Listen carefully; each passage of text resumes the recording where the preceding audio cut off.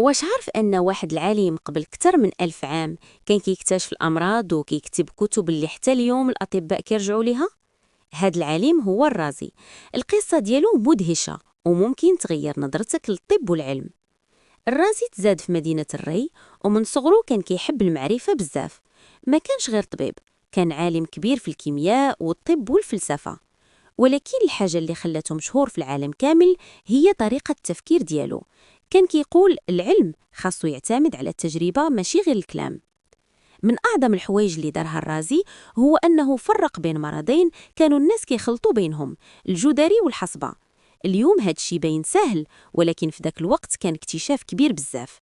وكتب كتاب مشهور سميتو الجامع في الطب، اللي كان مرجع للأطباء لقرون طويلة. كاينه قصة عجيبة على الرازي. منين بغاو يبنيو مستشفى جديد دار تجربة غريبة.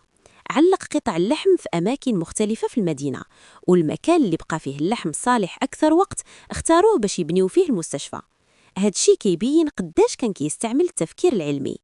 الرازي ما كانش غير عالم، كان إنسان كيآمن أن العلم خاصو يساعد الناس، وبفضل العلماء بحالو الطب تطور.